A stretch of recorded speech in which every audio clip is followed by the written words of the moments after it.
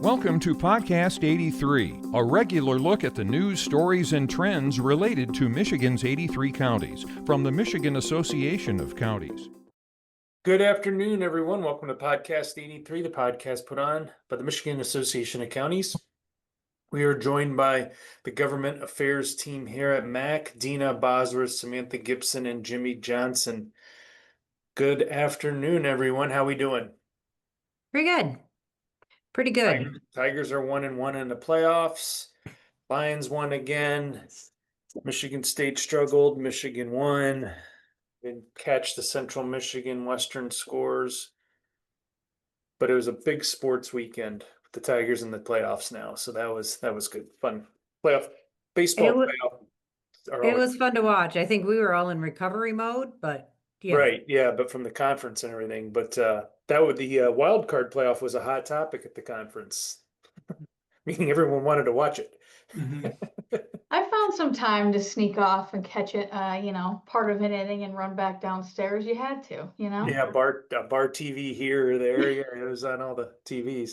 Oh, we'll get to Joe Palomera talking about it in the board meeting. Yes, constant updates from Joey P. We'll get to the conference here in a second, but more importantly, we've got a budget done here in Lansing. Federal government's still trying to work out their budget, but in Lansing, they were able to get a budget done last week.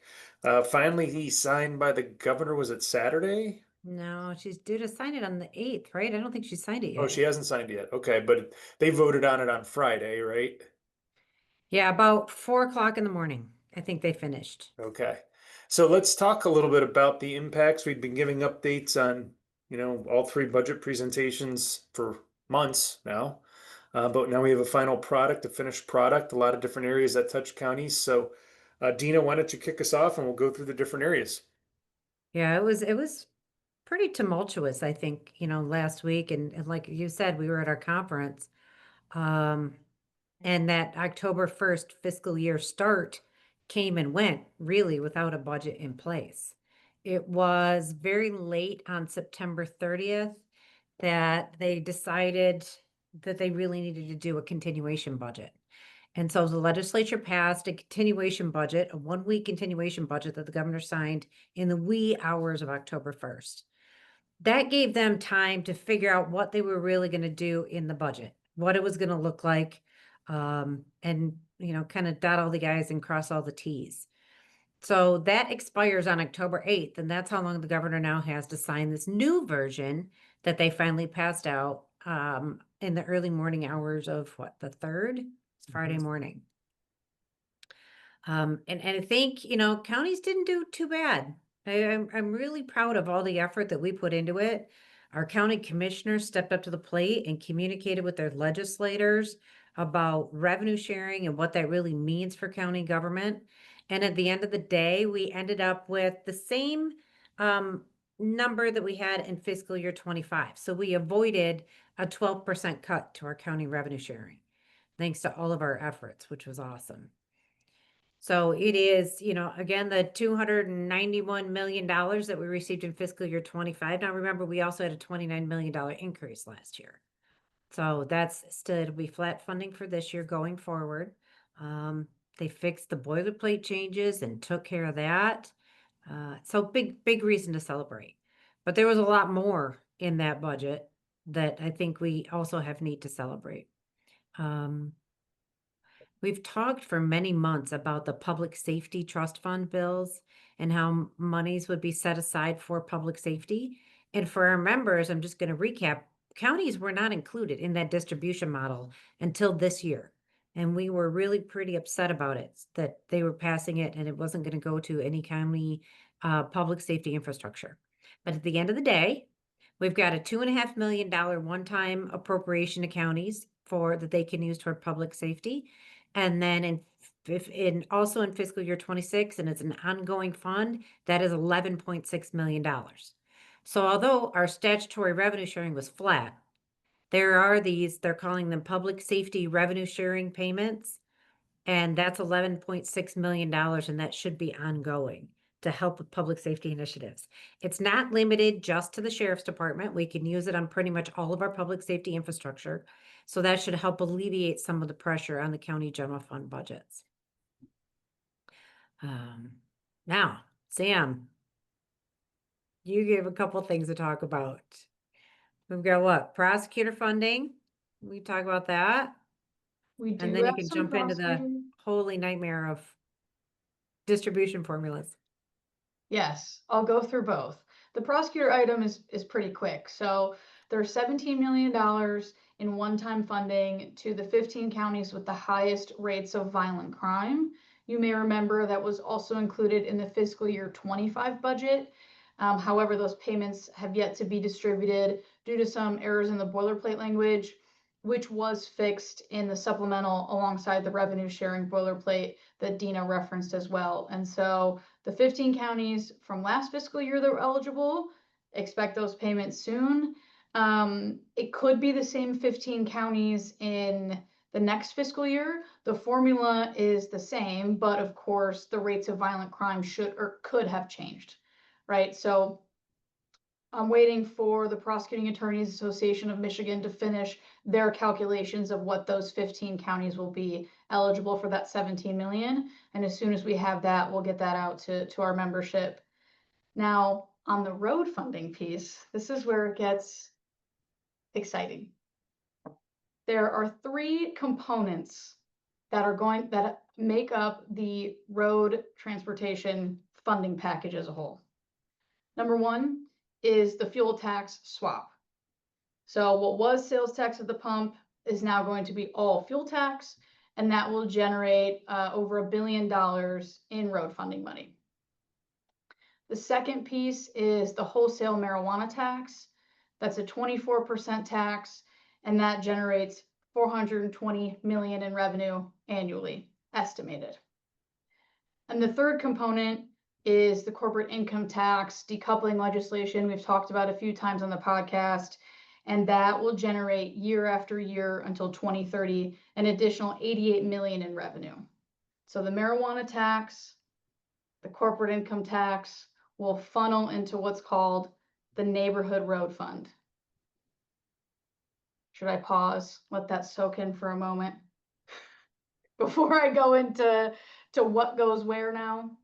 Yeah, I think that is it sounds more complicated than it is, right? I mean, once you get into the distribution, why don't you talk about the distribution and then we'll talk about really what it ends up being per county, because it's kind of a flat number. It ends up being basically a flat number, right, for each county?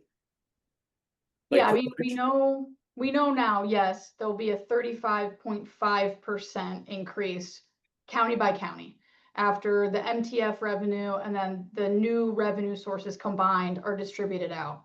It's not that complicated once you know, okay, here's the 3 points that create new revenue.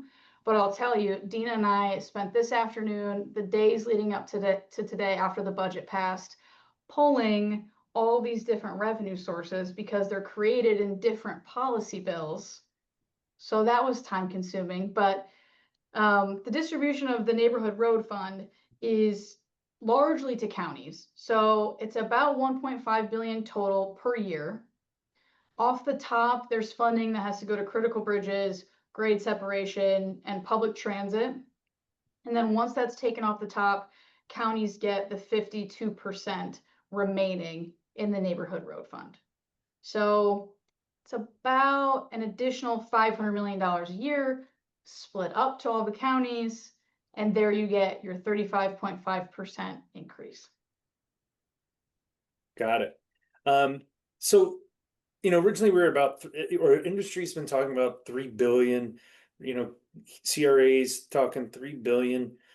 I mean, so are people happy with this, with the 1.5 billion? Is this going to be good enough maybe? Or was 3 billion good at pie in the sky number knowing we were going to get back? I mean, what's the sentiment out there?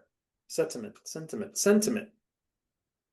I mean, I think overall people are going to be happy with it. Again, it's an additional 1.5 growing to additional 1.85 billion per year. Is it enough? Probably not.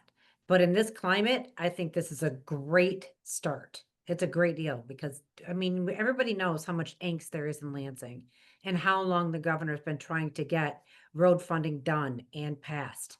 So I think, half of what she was going for, but still getting it is great. I think even better than that is that it's really more geared toward local roads.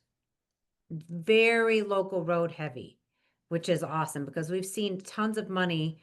She had borrowed, and Steve, remind me what that fund is. But anyway, to fix a lot of the state roads, but the local roads were really suffering, suffering, suffering. So I think this is a huge win, at least for local units of government. Yeah, good. I mean, that's good dollars for county roads. Some, flat funding on revenue sharing. Why not? Perfect. Still, hey, we'll take it after looking at some significant cuts, some increased funding for prosecutors. Did we talk public safety dollars yet? I think we did. It's about 14.3 million this year, but it's really going to be an ongoing 11.6 million for counties. So yeah, so some it good really dollars. was, and we really did make out well overall in the budget. Yeah, definitely, definitely. So, good news is start this conversation again in a couple months. I will say there were several former county commissioners, and mostly former county commissioners who were huge advocates for us in the legislature. So, I mean, I'm afraid to list them all, because I know that they really had to be tight-lipped through the process, but, and I don't want to forget anyone, but I will say we had several former county commissioners who were huge advocates for us too. So a huge shout out to them, to our members who engaged, to us, staff that really engaged and tried to push this over the finish line. So. Yeah, we got copied in on some emails that were really well thought out. Anytime you can make those, well, we can send out the alerts till we're blue in the face, but anytime you in the audience can relate it to your county and what it means specifically to your county, that's really impactful to your legislators. So thank you for everyone's help on that. Yeah, we had a great conference. While all this was going on here in Lansing, we were still conferencing. We're doing conference stuff all week. Really good feedback on that. Our surveys will be going out soon, so hopefully our attendees will respond to that and give us some feedback on ways we can improve, because we're always looking for that. But overall, I mean, some of the comments there were really good. We were up about 15% in registrations. We had I think about 6 to 8 new vendors, or above our normal vendor count. That was good. So yeah, I thought it was a good conference. I did too. I think it was great fun. So many people there, tons of vendors. Trivia was fun, even though I lost at the very last minute. But Yeah, that was tough. Well, we're not sure if you guys were cheating or not either, though. I mean, I saw a lot of cell phones out on that table. no, there were not cell phones on the table. That was the brain trust table.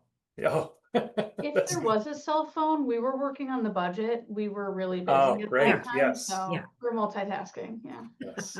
Yes. One thing about I want to go back to the budget real quick because there was a little controversy. Was there actually a government shutdown? No. Should there have been for about 4 hours? Yes.